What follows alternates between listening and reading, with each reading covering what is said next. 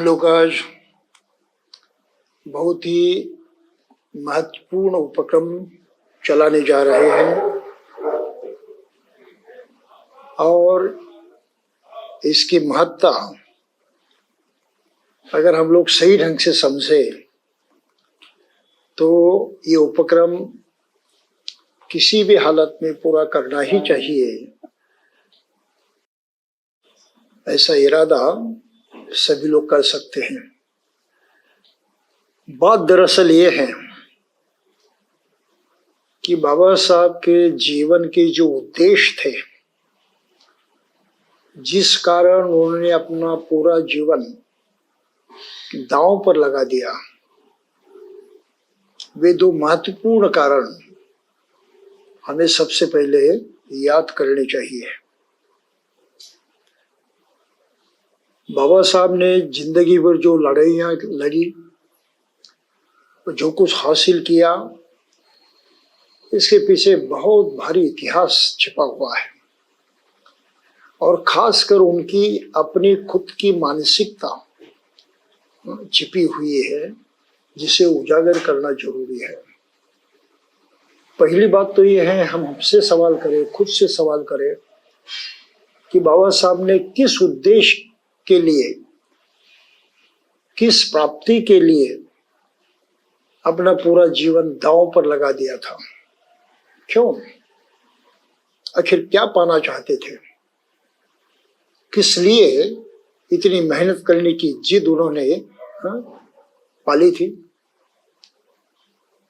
तो इसका जवाब आसानी से नहीं मिलता। अगर हम गौर से देखें, बारीकी से सोचें, तभी इसका उत्तर हमें मिल सकता है।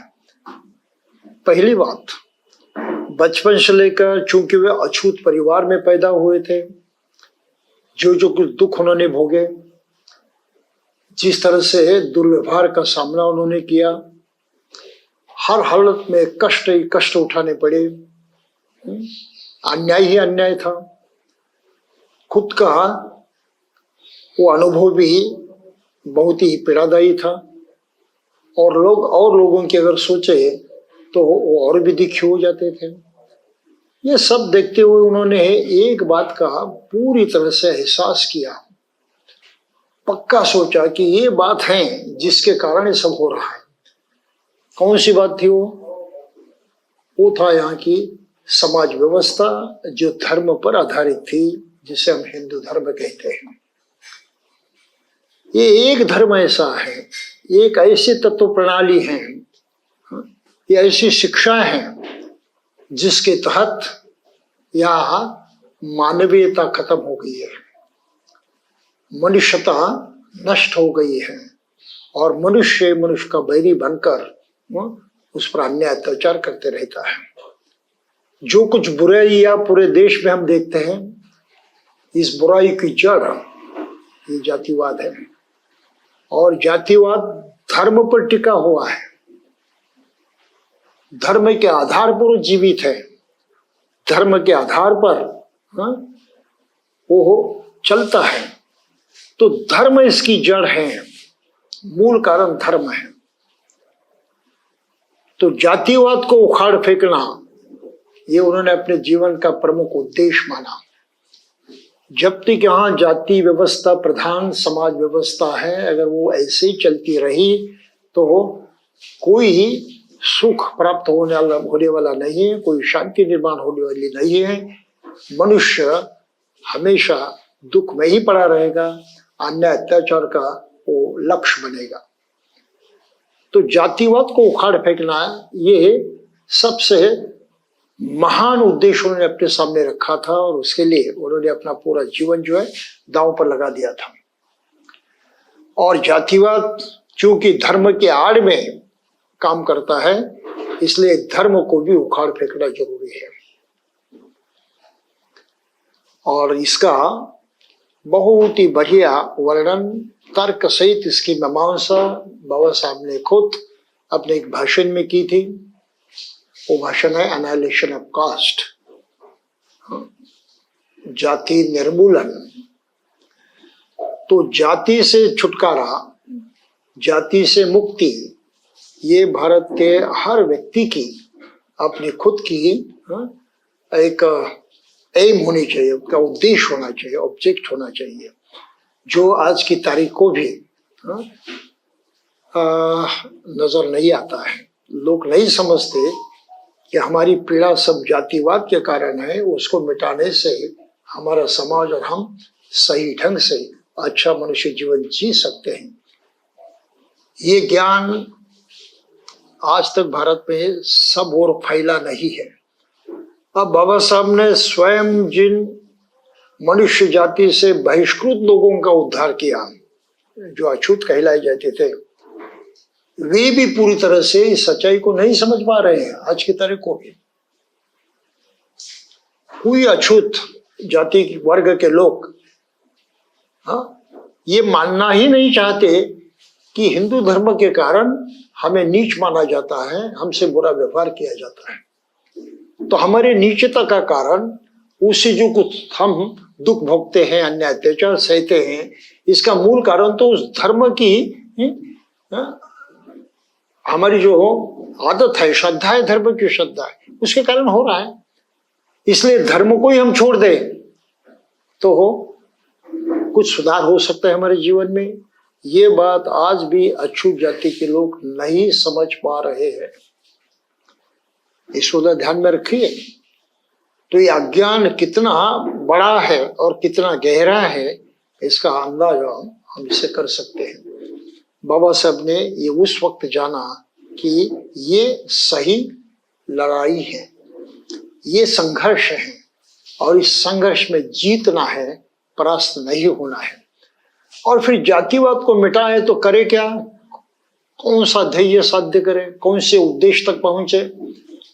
तो उद्देश्य उन्होंने माना था कि हमें एक नए समाज का निर्माण करना है। ऐसे नए समाज का निर्माण करना है जिसमें स्वतंत्रता हो हर आदमी के लिए, समता हो सभी के लिए, और बंधुता का व्यवहार हो उन सब लोगों में। तो समता, स्वतंत्रता और बंधुता पर आधारित नए समाज का निर्माण करना, ये बाबा साहब का दूसरा उद्देश्य था। और इन दो उद्देश्यों को लेकर वो अपना जीवन जीते थे। उन्होंने अपना सब जीवन कार्य जो है वो चलाया था। यही बात बाबा साहब के मानने वाले ढेर सारे लोग आज की तारीख को भी नहीं समझ पा रहे हैं। आज भी अज्ञान है वो कि एक समाज व्यवस्था को नष्ट करते हुए एक नए समाज का निर्माण करना बाबा साहब का आखिरी उद्देश्य था। इसलिए वो जीवन भर संघर्ष करते रहे, सिखाते रहे, प्रयास करते रहे। और जिस समाज व्यवस्था से दुख पैदा हुआ था, वो जातिवादी समाज व्यवस्था, कुछ हद तक उन्होंने नष्ट भी की है। अगर नष्ट नहीं की गई है तो कम से कम उस पाबंदी तो जरूर लाई है। और इस पाबंदी के कारण उच्च वर्णीय जो हिंदू जातियां हैं, वो पिछड़े और निचली जातियों के साथ उतना दुर्व्यवहार नहीं करते जितना पहले किया करते थे। पहला जितना दुर्व्यवहार होता था इनके बाद, उनको तो समाज में आने नहीं दिया जाता था। समाज से बहिष्कृत थे वो, और समाज से बहिष्कृत होने के कारण एक मनुष्य के विकास के लिए समाज जो सामाजिक योगदान मिलता है वो सबसे वंचित थे। वो शिक्षा नहीं पा सकते थे, पा नहीं सकते थे। वो कोई काम नहीं कर सकते थे अपनी जीविका चलाने के लिए, उस पर भी पाबंदी थी। गांव के बाहर रहना पड़ता था और लोगों से कोई साथ संगति ही नहीं थी। ऐसी अवस्था में एक मनुष्य प्राणी होने के नाते इस सृष्टि के नियमों के अनुसार जीने का उसका अधिकार भी छीना गया था, नकारा गया था। इतना घोर अन्याय और अत्याचार जिस समाज व्यवस्था के तहत हुआ, अगर उसको ही उखाड़ कर न फेंके तो और करे क्या। ये तो सबसे अहम बात है। और इसलिए बाबा साहब ने ये जंग छेड़ी थी कि जातिवाद को मिटाना है। और जातिवाद चूंकि हिंदू धर्म की अपनी ही फिलोसॉफी है, तत्व ज्ञान है, उसको भी नकारना है। ये पहली बात है, अनाइलेशन ऑफ कास्ट। और फिर नए समाज का निर्माण करना है।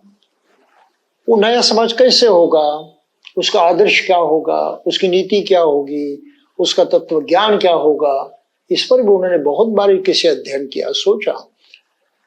और ये सोच कब से शुरू हो गई?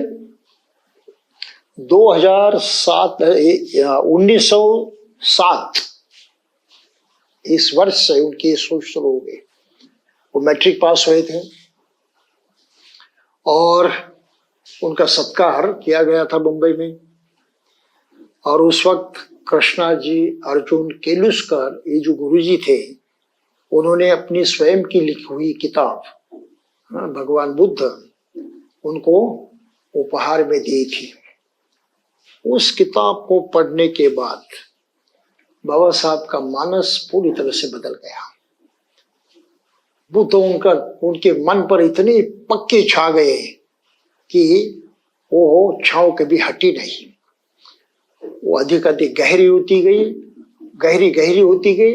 अंततः उन्होंने बुद्धिज्म को पूरी तरह से अपनाया और छांव तले स्वयं को उन्होंने स्थापित किया। ये इतिहास है, ये हकीकत है। 7 साल से लेकर, और जैसे यूरोप में पढ़ने के लिए गए, अमेरिका में पढ़ने गए, कोलंबो में, वो बीए करते थे, लेकिन उन्होंने बहुत सारे दूसरे शास्त्रों का भी अध्ययन जारी रखा था। वहां पर उनको अंग्रेजी भाषा में अनुदित ढेर सारे पाली संस्कृत ग्रंथ पढ़ने को मिले और बुद्ध धर्म का उनका अध्ययन वहां बहुत ही गहरा हो गया, कोलंबिया यूनिवर्सिटी में रहते हुए। तो 1923 तक फिर तो लंदन में भी गए। तो उनकी जो महाविद्यालय शिक्षा चल रही थी, उसके दौरान वो लगातार बुद्ध धर्म का अध्ययन करते रहे थे। और 1920 तक 16-20 एमए हो गए, डीएससी हो गए वगैरह। लंदन में भी उन्होंने पढ़ाई की। 1920 में 21 में उन्होंने अपने डीएससी की डिग्री वगैरह पाई। 23 में वो वापस आ गए, 1923 में। तब तक बुद्ध धर्म के बारे में उनका मत पक्का हुआ था और किसी हालत में वो बुद्ध धर्म को ही अपनाना चाहते थे। इसका एक प्रमाण है, एक प्रूफ है। वो लंदन जा रहे थे 1932 में, ये राउंड टेबल कॉन्फ्रेंस को अटेंड करने के लिए, जो अंतिम कॉन्फ्रेंस थी। उस दौरान वो एडन बंदरगाह पर रुके थे। उनका जहाज एडन के बंदरगाह पर रुका था। और तब उनके हाथ में एक पत्र आया जो उनके मित्र सूबेदार सवादकर उन्होंने लिखा था। और उन्होंने लिखा था उस पत्र में कि बाबा साहब आप तो लंदन चले गए हैं, लेकिन यहाँ एक जीए गवई नामक आदमी है और वो इस तरह से लोगों में प्रचार कर रहा है कि बाबा साहब से मेरी मुलाकात हुई थी 2-3 बार और उन्होंने मुझे कहा है कि वो किसी भी हालत में हिंदू नहीं रहेंगे, वो धर्मांतर करने ही वाले हैं और वो मुसलमान बनना चाहते हैं। तो ये प्रचार हो रहा है, इससे बहुत सारा संभ्रम पैदा हो गया। लोग बिल्कुल सोच नहीं पा रहे क्या करे क्या नहीं। और कुछ लोग तो इतने उत्साह से मुसलमानों की तरह रहन सहन भी अपनाने लगे। वो तुर्की कैप जो है वो पहनते हैं, मुसलमानों जैसा ड्रेस करने लगते हैं। तो समाज में बहुत ही भारी संभ्रम पैदा हुआ है। तो आप कृपया बताइए कि हकीकत क्या है, सही में आप मुसलमान बनना चाहते हैं या नहीं। तो बाबा साहब ने उनको पत्र लिखा है उस बंदरगाह से। उन्होंने कहा कि जीए गवई नामक आदमी मुझसे मिला था 2-3 बार, उससे वार्तालाप भी हुआ था।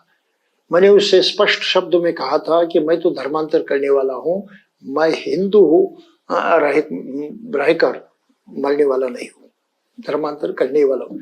32 साल की बात है, देखिए 1932। लेकिन मैं किसी हालत में मुसलमान बनने वाला नहीं हूं, ये भी उन्होंने लिखा।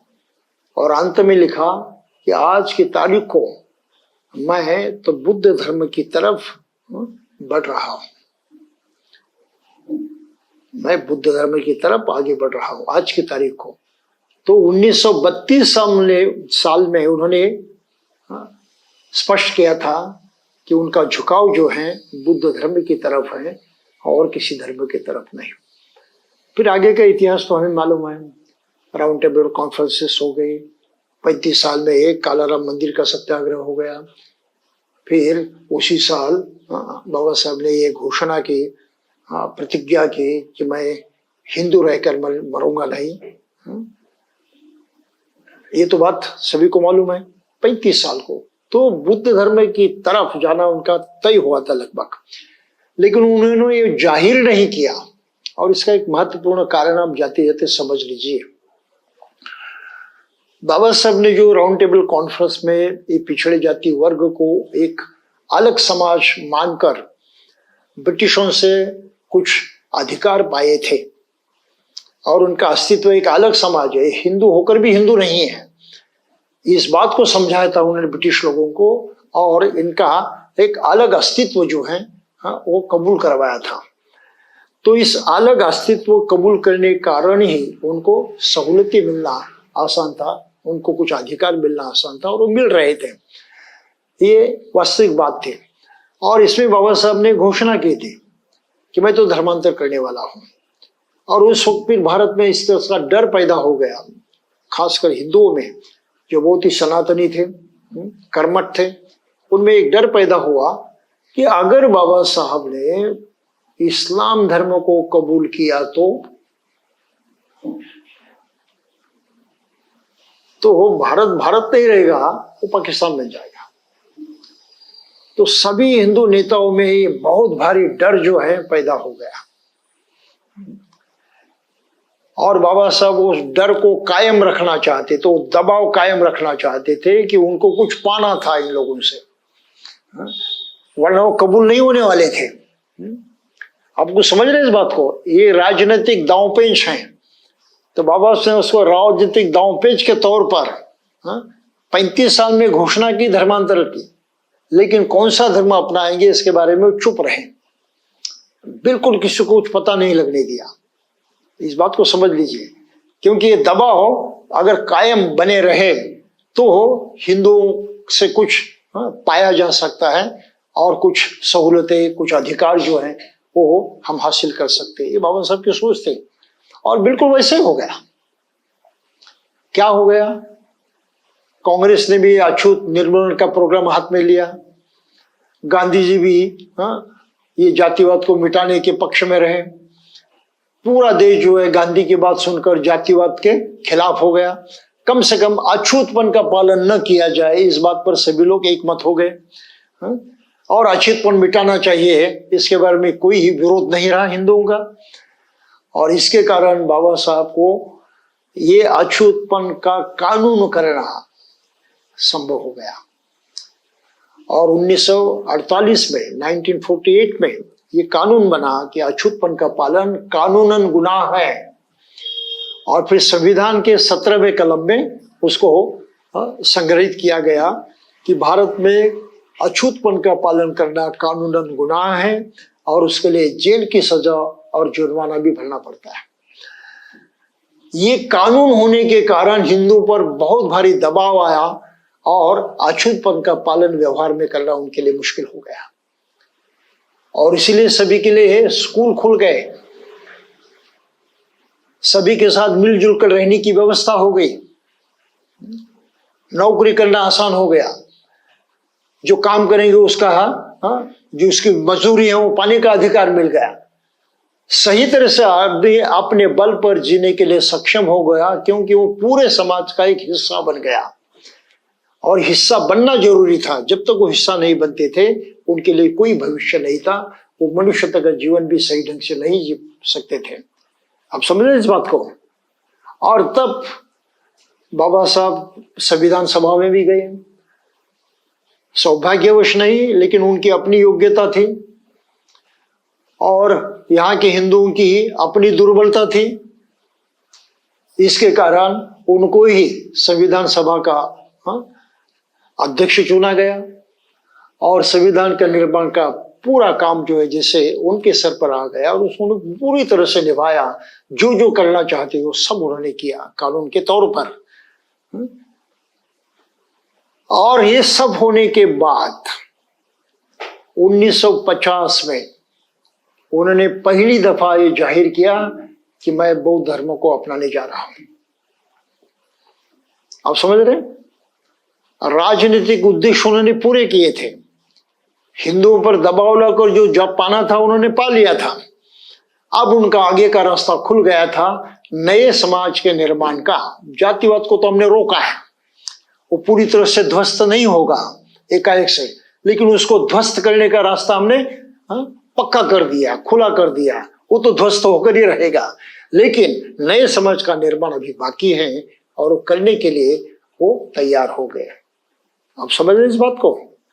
एक को खत्म किया तो दूसरा उसकी जगह स्थापित करना आवश्यक है। शून्य में कुछ नहीं रहता। नष्ट करने के बाद लोग क्या करेंगे? चुपचाप बैठेंगे? थोड़े नहीं बैठ सकते। तो उनको पर्याय देना आवश्यक है। भाई ये नहीं हम चाहते तो हमको ये अपनाना चाहिए। ये पर्याय देना बाबा साहब ने उस वक्त तय किया 1950 में और घोषणा की कि मैं बुद्ध धर्म को अपनाने वाला था। और एक नीति उसके अंदर थी जो हमारे लोग आज भी नहीं समझ पा रहे हैं, दुर्भाग्य से। उन्होंने कहा कि ये केवल मेरी अपनी बात नहीं है बौद्ध बनना, ये तो उन तमाम पीड़ित लोगों का कर्तव्य है कि उन्हें बौद्ध बनना चाहिए। मनुष्यता के खिलाफ जो शिक्षा है, जो दर्शन है, जो धर्म है, अगर उसको ही अपन पकड़ कर रखे तो आपके दुख और कष्ट नष्ट होने वाले नहीं है। क्योंकि आप बुराई को पकड़ कर रखे हैं तो बुराई ही होने वाला है। उसको जब तक छोड़ोगे नहीं तब तक सुधार का कोई मार्ग खुलने वाला नहीं है। और इस सुधार का मार्ग खुलने के लिए आपको धर्म दीक्षा लेना आवश्यक है, अपना मत परिवर्तन करना आवश्यक है, अपनी जिंदगी के जो आदर्श हैं वो निश्चित करने आवश्यक हैं, और हम खुशहाली की तरफ आगे बढ़े, सुख की तरफ आगे बढ़े, अन्य अत्याचारों से भी पीड़ाओं से मुक्त हो। इस तरह से नया अस्तित्व निर्माण करना जरूरी है। ये नया अस्तित्व है बौद्ध धर्म पर आधारित नए समाज का निर्माण, जिसमें स्वतंत्रता, समता और बंधुत्व निहित है। आप समझ रहे इस बात को? तो बाबा साहब ने इतने सोच विचार करते हुए इस सब बातों को अपनी जिंदगी में उतारा था, और इस तरह से वो संघर्षरत रहे पूरे जिंदगी भर। तो इस बात को सबसे पहले समझना चाहिए। और आज खासकर मैं इसका उल्लेख इसलिए कर रहा हूं कि आज तो काफी लोग पढ़े लिखे हैं, वो तो कोई अनपढ़ लोग नहीं है। फिर दुनिया भी इतनी करीब आ गई है। आजकल के लोग कहते हैं दुनिया तो दुनिया नहीं रही है, तो एक मनो देहात हो गया। दुनिया के सभी लोग इतने करीब आ गए हैं। अब यहाँ कुछ हुआ तो पूरी दुनिया में फैल जाता है। एक जमाना था ये नहीं होता था, बरसों लग जाते थे। लेकिन आज दुनिया इतनी छोटी हो गई है कि हम किसी भी आदमी के संपर्क में तुरंत आ जाते हैं, क्षण भर में। तो ऐसी अवस्था में जो लोग पढ़े लिखे हैं, समझते हैं और ये कारण भी जानते हैं कि जातिवाद के कारण उनको तकलीफ होती है, उनका छल होता है, उनके साथ अन्य अत्याचार किया जाता है और उनको नीच माना जाता है जाति के कारण। जिस कारण से आपको नीच माना जाते हैं उसको छोड़ क्यों नहीं देते? सीधी सी बात है। ये बुरा है, गंदगी है, मुझे चिपक रही है, मुझे ये कर्तव्य करना चाहिए कि उससे हट जाए। तो पढ़े लिखे लोग भी क्यों नहीं कर रहे हैं? बाबा साहब को मानने वाले भी जातिवाद को पकड़ कर रखे हैं, वो नहीं छोड़ना चाहते। आप समझ रहे हैं अज्ञान क्या होता है? आज के इतने पढ़े लिखे युग में भी लोग इतने अज्ञान के शिकार हुए दिखाई दे रहे हैं। समझ लीजिए इस बात को। अज्ञान कोई सामान्य बात नहीं है, और इस अज्ञान के खिलाफ लड़ने की, उससे मुक्त होने की शिक्षा केवल बुद्ध ने दी है समस्त मानव जाति के लिए, और किसी ने नहीं। इस बात को समझ लेना चाहिए। बुद्ध के सिवाय पर्याय है ही नहीं। बुद्ध के सिवाय भविष्य के कल्याण का मार्ग है ही नहीं। इतनी तो सोच हर लिखे पढ़े आदमी में होनी चाहिए, वो नहीं दिखाई दे रही है। और इसलिए कहना जरूरी है कि बाबा साहब के कार्य के जीवन के जो दो उद्देश्य थे, वो दो उद्देश्य हमने पूरी तरह से नहीं माने, उसका स्वीकार नहीं किया। एक ही आधा ही स्वीकार किया, वो भी आधा अधूरा, पूरा भी नहीं स्वीकार किया। कम से कम उस हिंदू धर्म को नष्ट करते हुए हम निधर्मी बनकर रह सकते थे। हम निधर्मी हैं, हमारा कोई धर्म नहीं, इस अवस्था में जी सकते थे बुद्ध धर्म को नहीं अपनाना है तो। लेकिन हमने निधर्मी बनने का ये चॉइस जो है, पसंद की है, वो कबूल नहीं की। हम जातिवाद में कहते हैं हम जातिवाद नहीं मानते, लेकिन जातिवाद को छोड़ना भी नहीं चाहते। ये मुसीबत है। और इसलिए बाबा साहब के जीवन के दो उद्देश्य अगर हमने ध्यान में रखे तो हमारी समझ में आएगा कि बाबा साहब सचमुच में मनुष्य जाति में, मनुष्य समाज में समूचा परिवर्तन लाकर एक क्रांति कार्य पूरा करने जा रहे थे। वो क्रांति कार्य अभी पूरा नहीं हुआ है, लेकिन वो पूरा किस तरह से हो जाएगा इसके बारे में उन्होंने बारीकी से सोच विचार किया है। और हर कदम पर क्या क्या करना चाहिए, क्या सही है क्या गलत है, इन बातों की भी जिक्र करते हुए हमारे सामने अपना समूचा दर्शन, समूचा तत्व ज्ञान रखा है। अब हमारा कर्तव्य है कि हम उसको समझे और अपनाने की कोशिश करें। तो बाबा साहब बौद्ध बनना चाहते थे, तो बौद्ध बनना कैसे है, बौद्ध समाज किस तरह का होता है, उसमें क्या क्या खूबियां हैं, क्या करने से क्या परिणाम निकलते हैं, इन सभी बातों का उन्होंने बहुत गहराई से विचार किया। और 50 साल में उन्होंने जाहिर किया था, चंद बातों पर उन्होंने अपना मत जो पक्का कर दिया था और जाहिर किया था कि मुझे तो अभी बौद्ध बनना है। केवल बौद्ध बनना इतना ही नहीं, भारतवर्ष को बौद्ध बनवाना है। देखिए वो क्या बात कर रहे हैं, भारतवर्ष को बौद्धमय बनाना है। ये केवल अछूत लोगों की बपौती नहीं है, पिछड़े जाति वर्ग के लिए ही बुद्ध धर्म है ऐसी बात बिल्कुल नहीं है। पूरे भारत को बौद्धमय बनाना चाहते थे, ये दूसरी बात ध्यान में रखिए। और फिर जो कार्य करना है उसके बारे में उन्होंने बहुत गहराई से सोचा, और ये सोच जो है वो उन्होंने हमारे सामने रखी है। जो सोच हम बुद्ध और उनके धम्म इस ग्रंथ के माध्यम से समझ सकते हैं। तो ये कोई सामान्य ग्रंथ नहीं है, ये ऐसा तत्व ज्ञान है जिससे मनुष्यत्व पूरा पूरा हो जाता है। एक मनुष्य पूर्णता की अवस्था को प्राप्त कर सकता है, एक मनुष्य पूरी तरह से मनुष्य बन जाता है, 100% मनुष्य बन जाता है वो इन बुद्ध की शिक्षाओं को अपनाने से, उन पर अमल करने से। और हर मनुष्य का ये प्राकृतिक कर्तव्य है कि वो पूर्णत्व की ओर आगे बढ़े। अब ये पूर्णत्व क्या बात है? पूर्णत्व के माने हैं संपूर्ण सुख, परिपूर्ण सुख। हर आदमी परिपूर्ण सुख को पा लेता है तब वो पूरा पूरा हो जाता है, पूर्णत्व को पा लेता है।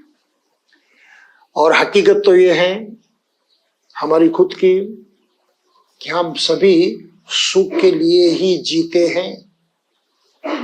कोई मरना नहीं चाहता, जीता है सुख के लिए ही, और वो भी हमको पूरा पूरा चाहिए, जितना हो सके उतना अधिक चाहिए, उसके लिए हम हरदम कोशिश करते रहते हैं। और बाबा साहब ने ये दिखा दिया है कि अब सुख कोई चाहते तो सुख का रास्ता भाई एक ही है जो बुद्ध ने दिखाया, और किसी ने ये रास्ता नहीं दिखाया। उन्होंने कहा है कि मैंने 35 वर्षों तक सभी धर्मों का अध्ययन किया। कितने साल? 35 वर्षों तक। और जिस नतीजे पर पहुंचा हूं वो नतीजा सभी भारतीय लोगों के सामने मैं प्रस्तुत कर रहा हूं। तो उन्होंने 1950 में कलकत्ता की जो महाबोधि सोसाइटी है उसकी जो मासिक पत्रिका चलती है जिसका नाम था महाबोधि,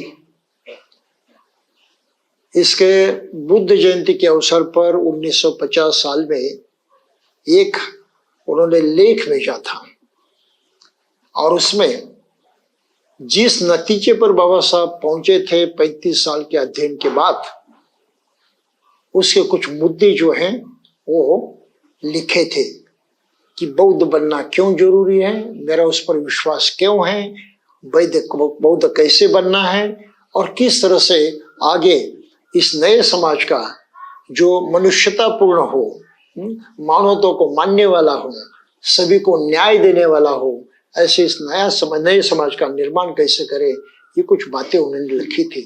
आज की तारीख को ये बातें मैं बताना चाहता हूं।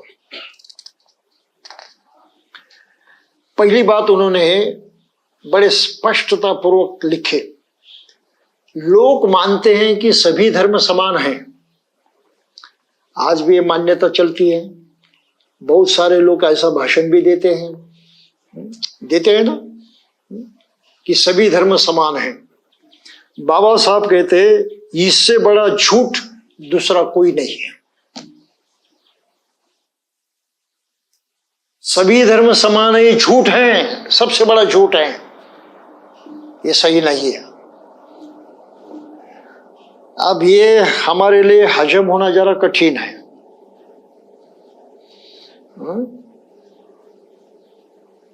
लेकिन ये सच्चाई है। सभी धर्म का अध्ययन जिन्होंने किया है वो इसको कबूल करेंगे। हमने किया है, हमको कबूल है, लेकिन एकाएक से सभी लोग कबूल नहीं करेंगे। फिर दूसरे भी कुछ लोग होते हैं, झगड़ा नहीं चाहते, वाद विवाद नहीं चाहते। भाई तुम्हारा गलत भी हो कोई बात नहीं, हाँ तुम अपने गलती को पकड़ कर रखो, हाँ? हम अपनी ही बात को पकड़ कर रखेंगे। इस तरह से कुछ समझौता करने की कोशिश करते हैं और कहते हैं कि हाँ सभी धर्म समान है। कमजोरी है उसमें, कुछ एडजस्टमेंट है, समझौता है, उससे अधिक कुछ नहीं। लेकिन सच्चाई को अगर देखा जाए तो बाबा साहब ने जो कहा वही सत्य है कि सभी धर्म समान है। ये सत्य नहीं है, ये सारा झूठ है। फिर दूसरी बात पर यानी उन बाबा साहब का मन जो है कैसे तैयार हो गया, उनकी मानसिकता कैसे बन गई है, मानसिकता के लक्षण कौन से हैं। तो ये पहला लक्षण है उनकी मानसिकता का कि वे सभी धर्मों को समान नहीं मानते थे। वो देख चुके थे कि ये सत्य नहीं है, ये झूठ है। फिर दूसरी बात उन्होंने दी कि धर्म अगर कोई है और धर्म अगर कल्याणकारी है और कल्याण के लिए धर्म है, सुख के लिए धर्म है, शांति के लिए धर्म है, सभी के लिए अगर वो समान है, तो उस धर्म में जो दबे हुए लोग हैं, कुचले हुए लोग हैं, अन्यायग्रस्त लोग हैं, नीचे माने गए लोग हैं, उनके मानसिक और नैतिक सहायता के लिए उस धर्म में कुछ होना चाहिए ना, कुछ शिक्षा होनी चाहिए, कोई प्रावधान होना चाहिए। किसी धर्म में प्रावधान नहीं है। दबे कुचले गरीब जो हैं उनके लिए उद्धार का कोई मार्ग नहीं है। ये दूसरी का हकीकत है। अब ये अलग अलग धर्म की चर्चा करने का ये समय नहीं, इसलिए इसके बारे में कुछ कहूंगा नहीं, लेकिन बाबा साहब ने कहा है बिल्कुल सत्य है। कुछ धर्म तो ऐसे हैं, कहते हैं गरीब का गरीब रहना ही ईश्वर जैसा अस्तित्व बन जाता है। दरिद्री नारायण, अरे वो गरीब है लेकिन वो नारायण है, प्रत्यक्षात ईश्वर है। अब कैसी विडंबना है देखिए। अरे तो गरीबी से इतना सारा दुख सह रहा है, इतनी सारी परेशानी सह रहा है, और तुम कहते हो कि प्रत्यक्षात ईश्वरी है, नारायणी है। मजाक उड़ाना नहीं उसके। आप समझ रहे हो उस बात को। तो गरीबी कोई सुख नहीं है, गुरु भी कोई शांति नहीं है। और गरीबी को अपन देवत्व बहाल करेंगे तो आप उस गरीब का मजाक उड़ा रहे हैं। आप समझ रहे इस बात को। और बहुत सारे धर्मों में बात कही है कि गरीब रहना अच्छा है, और फिर इस गरीबी का उदात्तीकरण बहुत अलग अलग ढंग से किया गया है। बाबा साहब ने उसको पहले नकारा, ये गलत है।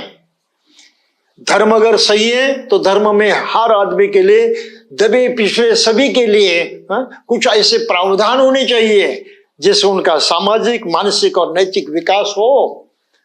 वो विकास से परे न रहे, ये नहीं है व्यवस्था। तीसरी बात बाबा साहब को समझ में आई थी, जो इसके बारे में उनका मन जो पक्का हुआ था,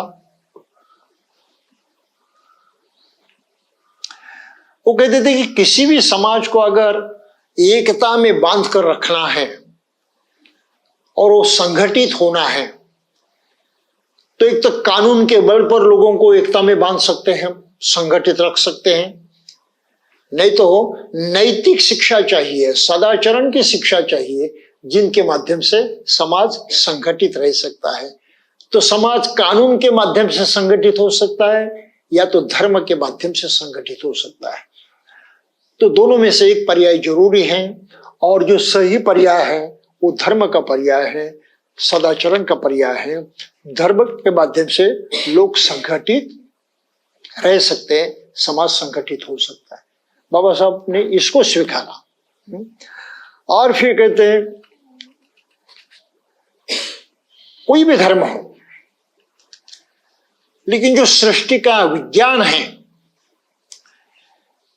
उस विज्ञान से तालमेल रखने वाला हो, उसके खिलाफ नहीं,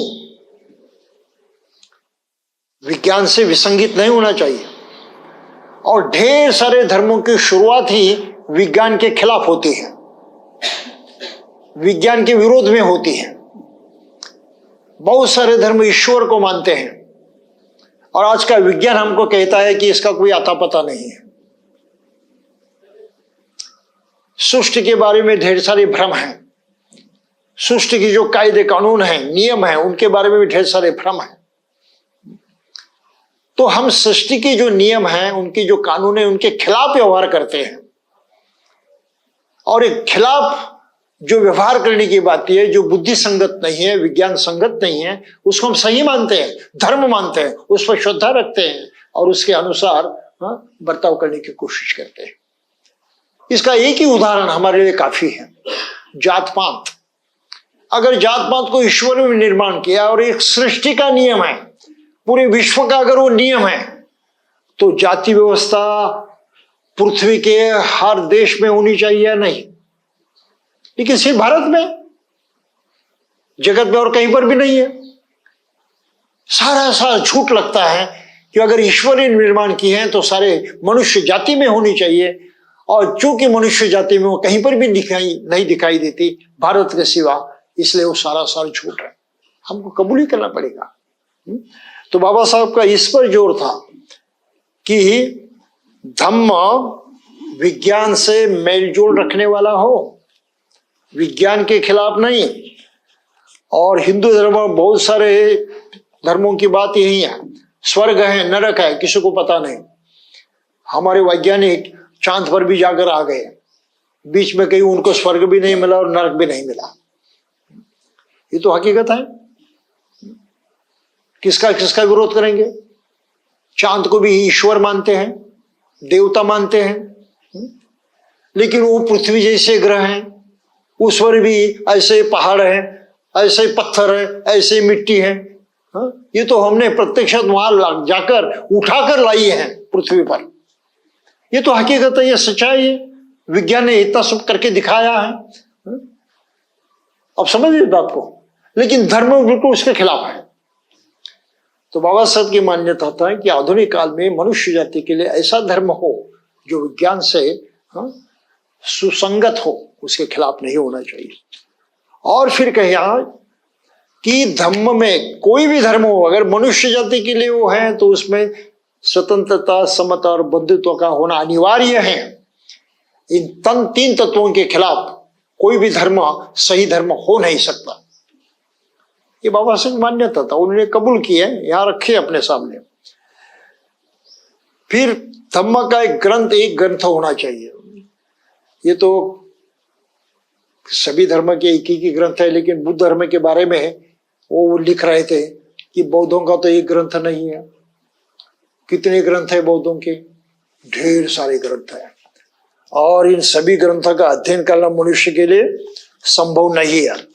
जैसे आनंद जी स्वतः अपने किताब में लिखते हैं, बौद्धों के धर्म ग्रंथ कितने हैं? उसको कहते हैं त्रिपिटक, यानी 3 ऐसे संग्रह हैं। पिटक के माने संग्रह है, तो 3 संग्रह हैं। और उसमें सूत्र पिटक पहला है, लेकिन उसके अंदर भी 5 किताबें हैं। दीघ निकाय, बचिम निकाय, संयुक्त निकाय, अंगुत्तर निकाय वगैरह वगैरह। तो एक भी नहीं, उसमें 5 ग्रंथ हैं। फिर अकेला खुद पिटक जो है 5वां, उसके अंदर 15 ग्रंथ हैं। तो संख्या बढ़ी गई। और फिर अट्ठकथा है, उतनी संख्या में, उससे भी कहीं ज्यादा। मिलित प्रश्न भी है, विशुद्धिमग्ग भी है, अन्य भी सारे ग्रंथ हैं। तो इन सभी ग्रंथों को पढ़कर बुद्ध धर्म को जानना एक आदमी के लिए संभव नहीं है। किसी के भी पूरे जिंदगी में संभव नहीं है बौद्ध धर्म का पूरी तरह से अध्ययन करना सभी ग्रंथों को लेकर। तो बाबा साहब की मान्यता थी कि बुद्ध धर्म का सार, जो आवश्यक बुद्ध धर्म है, फंडामेंटल, मूलभूत, कम से कम उस पर बनी एक किताब होनी चाहिए। उसका नाम उन्होंने रखा था बुद्धिस्ट बाइबल होना चाहिए। ऐसी किताब तो थी नहीं, लेकिन उन्होंने ये जरूरी समझा कि आधुनिक काल में एक किताब को होना जरूरी है। और फिर दूसरी बातें उन्होंने जरूरी मानी। भिक्खु संघ बुद्ध ने निर्माण किया है, लेकिन वो अपने जो मूल हेतु हैं, मूल ध्येय उद्दिष्ट हैं, उसके अनुसार काम नहीं कर रहा है। तो उसके ये जो रचना है भिक्खु संघ की, उसमें कुछ सुधार होना चाहिए।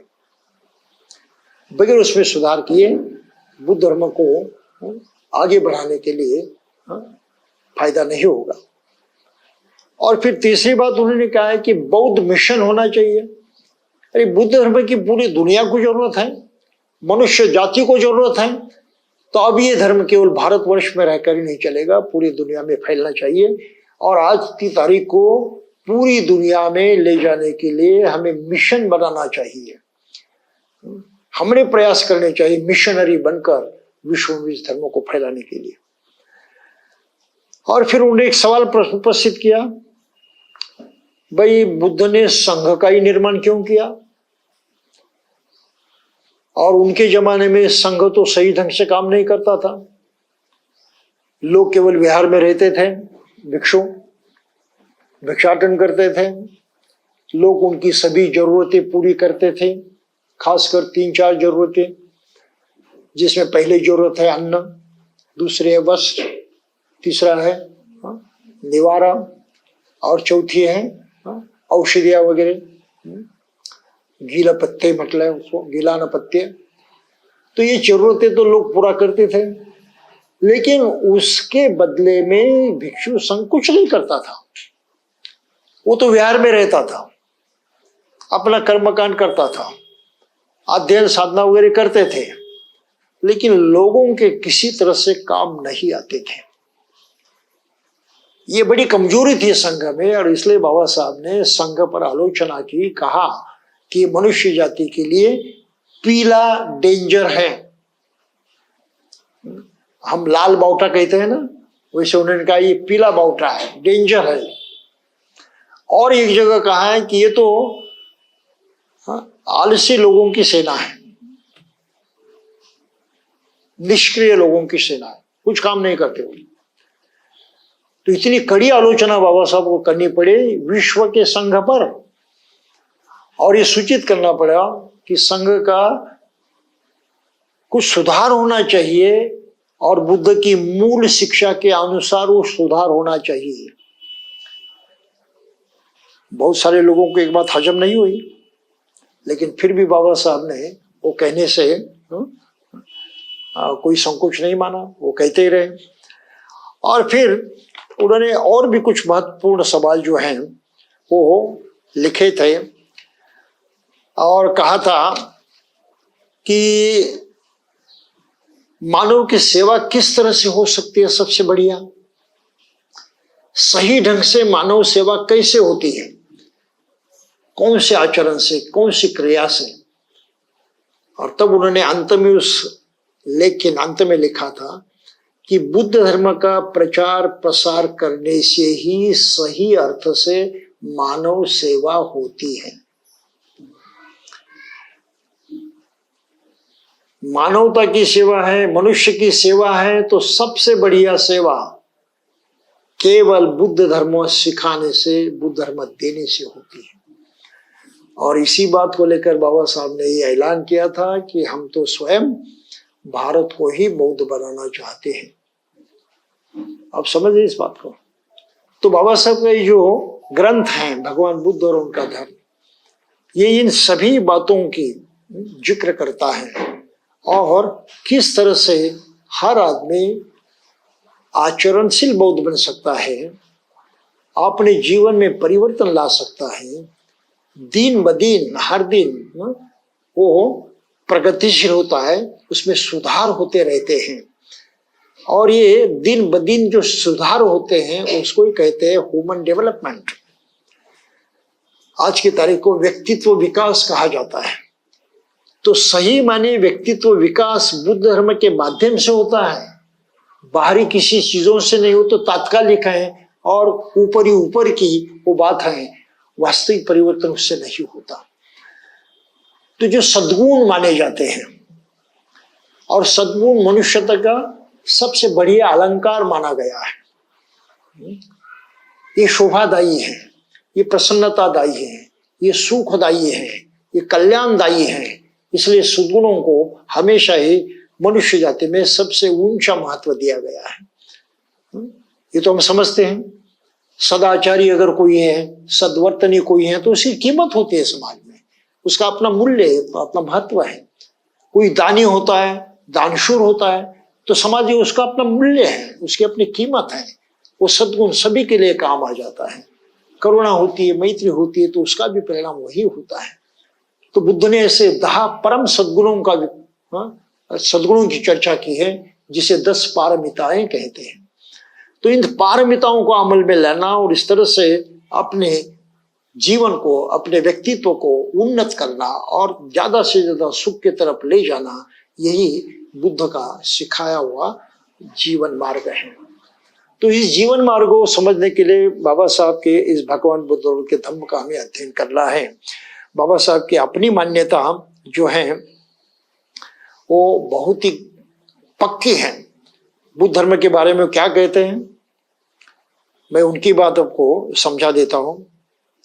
वो कहते हैं, I regard the Buddha's Dhamma to be the best. मैं बुद्ध के धम्म को सबसे बेहतरीन मानता हूं, the best. No religion can be compare to it.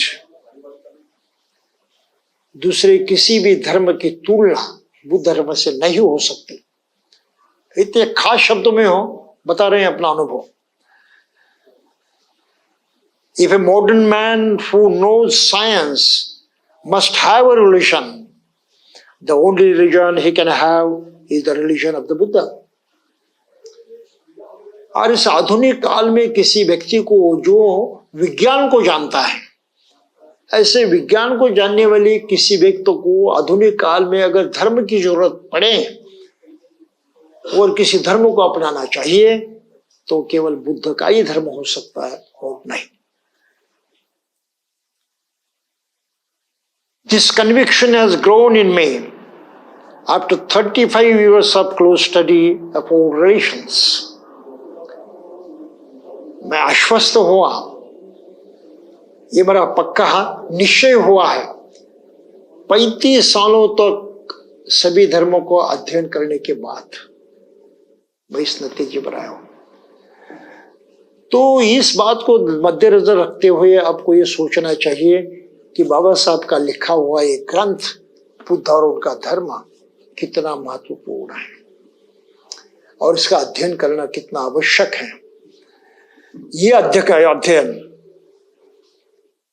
अगर हमने सही ढंग से किया तो उसका फायदा तो होने वाला है, लेकिन दुर्भाग्यवश इसके बारे में बहुत सारी भ्रांतियां समाज में आज भी फैली हुई हैं।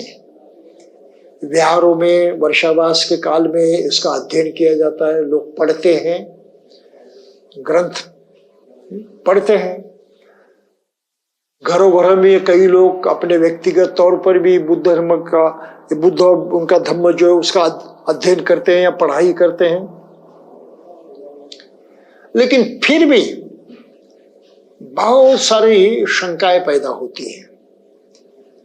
कुछ बातें तो समझ में आती ही नहीं, संभ्रम पैदा हो जाता है और संभ्रम के कारण बहुत भारी नुकसान होता है। नुकसान ये हो जाता है कि बुद्ध के बारे में अगर मन में कोई प्रश्न पैदा हो, संभ्रम पैदा हो, धम्म के बारे में अगर हमारे मन में कोई प्रश्न और संभ्रम पैदा हो, संघ के बारे में अगर वही हो, तो हमारी बुद्ध धम्म संघ के प्रति जो श्रद्धा बढ़नी चाहिए वो कमजोर हो जाती है,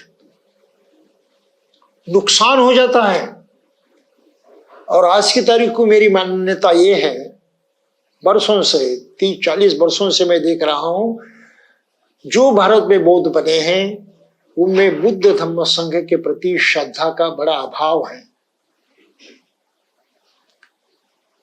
बड़ी कमजोर है श्रद्धा। जानते तो बहुत हैं, बुद्ध की लगभग सभी शिक्षा हमें मुहैयाद हुई हैं, हम पठन भी करते हैं, लोगों को भी सिखाते हैं, बहुत काबिलियत हमने हासिल की है, लेकिन श्रद्धा नहीं है। क्या होता है फर्क? फर्क इतना होता है, अगर श्रद्धा जगती है तो आप चुपचाप बैठ नहीं सकते। श्रद्धा एक एनर्जी है, एक ऊर्जा है जो भावना के तौर पर उभर आती है और फिर वहां हमें आगे पुश करती है, ढकेल देती है, चुपचाप बैठने नहीं देती। तो श्रद्धा ये ऊर्जा है कार्य करने के लिए उपयुक्त। बुद्ध के प्रति श्रद्धा जगती है तो मन में लगता है कि हाँ, मुझे तो बुद्ध जैसे बनना है, चाहे कुछ भी हो, मुझे बुद्ध जैसे ही बनना है।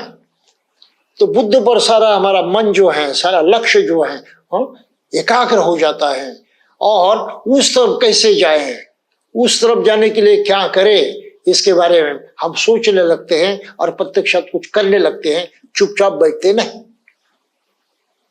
कुछ ना कुछ करते ही हैं, चुपचाप बैठ नहीं सकते। और फिर बुद्ध की तरफ जाने का रास्ता तो उनका धर्म है, उनका धम्म है, उनकी शिक्षा है, उपदेश है, उस पर तो अमल करने से हो सकता है। तो बड़ी जिद पैदा होती है मन में कि हम पंचशील का पालन करें, अष्टशील का पालन करें, उपवसत का पालन करें, जो जो करना हो करते हैं। और खास कर क्या करें, दान देने की आदत डालें, हर दिन दान देते रहें। दान की भावना मन में होनी चाहिए। हर इंसान के, हर प्राणी के, हर जीव के प्रति हमें उत्तरदायित्व निभाना है, उसकी सहायता करने हैं। अपनी ही बात को पकड़ कर नहीं रखना है।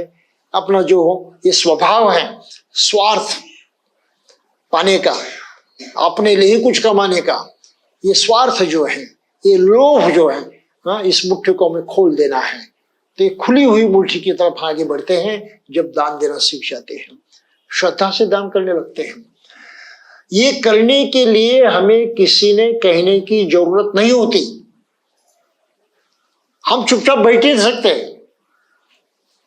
ऊर्जा हो, शक्ति जो है श्रद्धा की, ये ऊर्जा हमको चुपचाप नहीं बैठने देती। अगर ये सच्चाई को हमने आज के समाज को लागू किया तो क्या दिखाई देता है? लोग टस से मस नहीं होते। बुद्ध जयंती का दिन आ जाता है, मैं ढेर सारे घरों में देखता हूं, बस्तियों में देखता हूं, बौद्ध लोगों को देखता हूं, वर्षों से देखते आया हूं। बुद्ध जयंती का दिन उनकी दृष्टि से एक हॉलिडे होता है, छुट्टी का दिन होता है।